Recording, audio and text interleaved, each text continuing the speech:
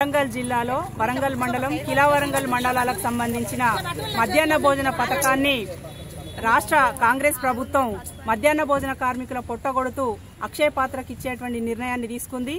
అది ఈ రోజు అంటే 11 ఆగస్టు నుంచి అమలు చేయడం కోసం ఆల్రెడీ కార్మికులకు, ఎంఈఓలకు, స్కూల్లో హెచ్ఎంలకు కూడా ఇన్స్ట్రక్షన్స్ ఇవ్వడం జరిగింది. దీన్ని సిఐటియుగా మేము తీవ్రంగా ఖండిస్తున్నాం.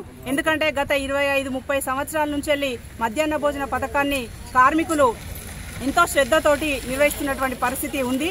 వీళ్లకు అనేక పెండింగ్ బిల్లులు కూడా దాదాపు 12 నెలల నుంచి పెండింగ్ బిల్లులు ఉన్నాయి. గుడ్డుకు అదనంగా బడ్జెట్ ఇవ్వడం లేదు.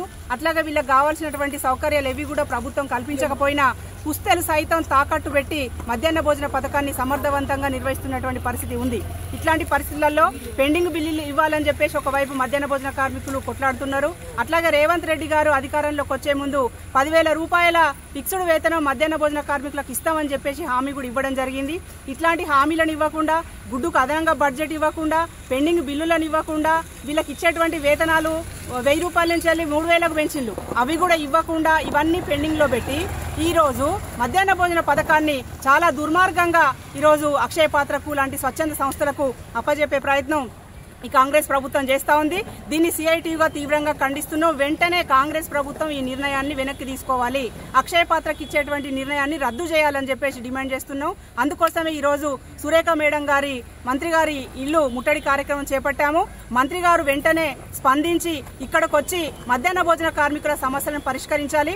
వీళ్ళంతా కూడా మహిళలు, అందరూ కూడా 50 ఏళ్ల పైబడి ఉండి ఈరోజు పిల్లలు చూడనటువంటి పరిస్థితి ఉన్నా కూడా ఆ పథకాన్ని నిర్వహించుకుంటూ బతుకున్నటువంటి పరిస్థితి ఉంది.